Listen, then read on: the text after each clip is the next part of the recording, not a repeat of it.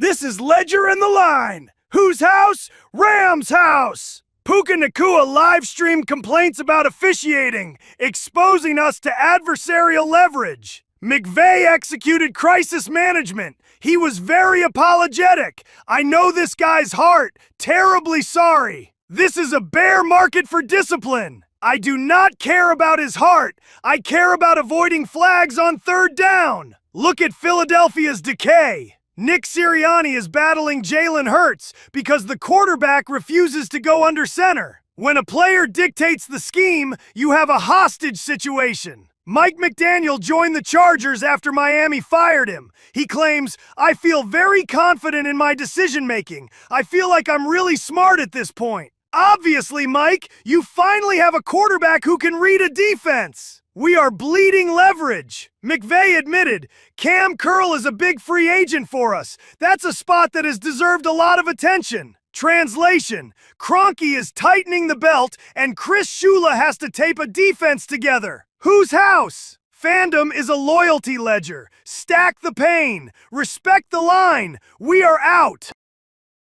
Whose house? Rams' house. Welcome to Ledger and the Line. I'm Victor Vic Ledger, the only man in Los Angeles who treats a rookie minicamp like a forensic autopsy. We're in the accumulation phase of the offseason, folks.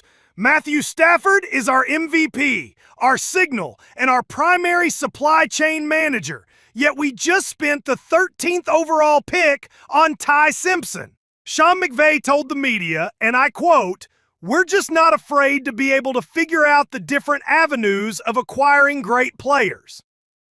Translation, we're stress testing the future while the present is still elite. But let's look at the blind spot. By drafting the successor now, you risk a dopamine trap where the future value kills the current market. If that succession narrative bleeds into the locker room, you aren't building a bridge. You're building a distraction protocol that could alienate the veteran currency that actually moves the chains. Best practice in high-stakes logistics is calculated redundancy. You don't buy a fire extinguisher because the house is burning. You buy it because you respect the architecture. Meanwhile, our secondary is a total lockdown protocol with Trent McDuffie and Jalen Watson. Analysts are whining about wide receiver depth behind Devontae Adams and Puka Nakua. Whining is a 49er in Rams' house move. We don't need depth when the primary scheme is a nuclear deterrent. Even Kelly Stafford is shutting down her podcast to focus on the 4 ladies deciding the future. That's a systemic reset. That's respect for the line. Whose house? Rams' house. Stats are for losers. Lock in. Respect the line. We're out. Welcome to Ledger on the Line. Whose house? Rams' house. We have a systemic failure of the ego today. I'm Victor Vic Ledger, and while you chase dopamine, I respect the line. Look at Washington. Dan Quinn just admitted to leaving Jaden Daniels in to get crushed down 31 points. His direct quote, "I missed it. That's on me." You missed it? Dan, it's not misplaced car keys. You left your franchise protocol out to dry. That's a bear market for common sense. In Cleveland, Deshaun Watson is battling Shedeur Sanders. Watson claims he has the inside track to be QB1. Inside track? Deshaun, you're being liquidated. It's an emotional overpayment, and the entire locker room knows it. Over in Vegas, Kirk Cousins is holding off Fernando Mendoza.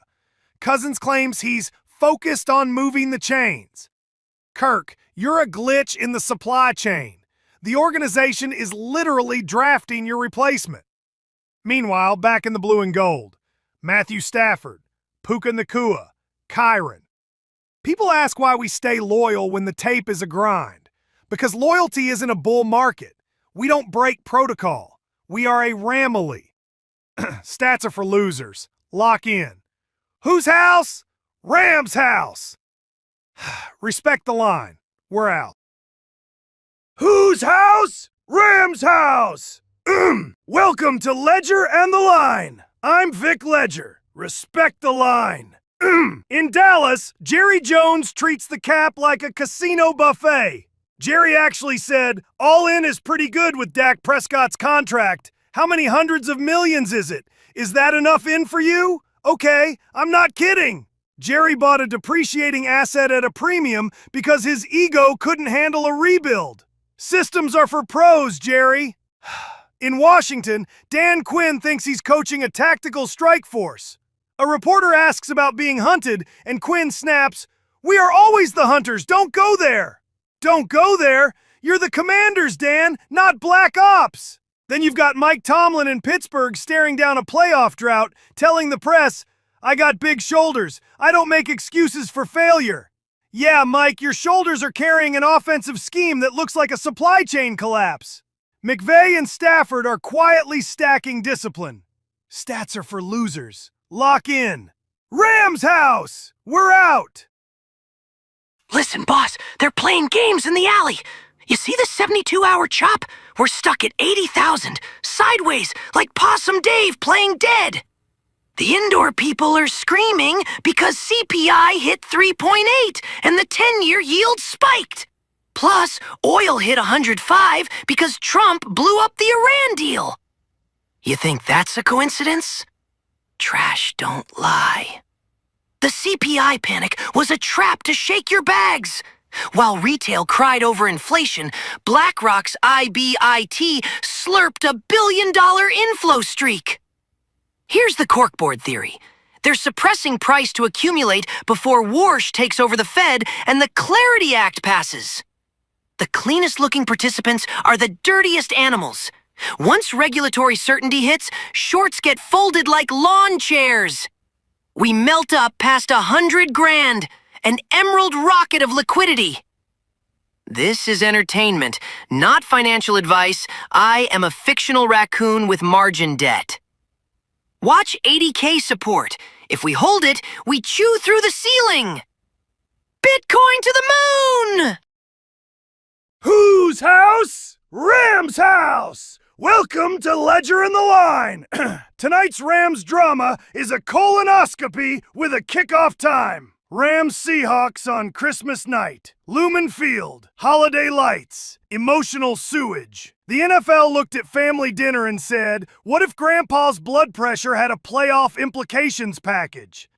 Nothing says peace on earth like Rams house walking into Seattle while their fans scream like a vape shop caught fire in a rainstorm. But here's the dirty little margin. The 49ers are scheduled to travel 38,105 miles next season. Rams travel 34,847. That is a 3,258-mile blue and gold advantage. Not a parade, a paper cut. But paper cuts win wars when Gray Ruby becomes a checked bag with hamstrings. San Francisco crosses 58 time zones. Australia, Mexico City, airport eggs. Kyle Shanahan didn't get a schedule. He got punished by a travel agent with a vendetta and calf injury futures. And I love it. I love that delicious advantage. I want Brock Purdy reading quarters coverage while his body thinks it's Tuesday in Melbourne and his soul is trapped at gate B17. The Rams still travel heavy. Respect the line, but the difference matters. Sleep matters. Ankles matter. Christmas in Seattle matters. The NFL doesn't hand you fairness. It hands undisciplined a shovel and tells him where to dig the Raiders' QB room graves. So Merry Christmas, Seahawks. Enjoy the rain. Enjoy the noise. And San Francisco, enjoy customs. Blockchain B, I don't think about your bills at all.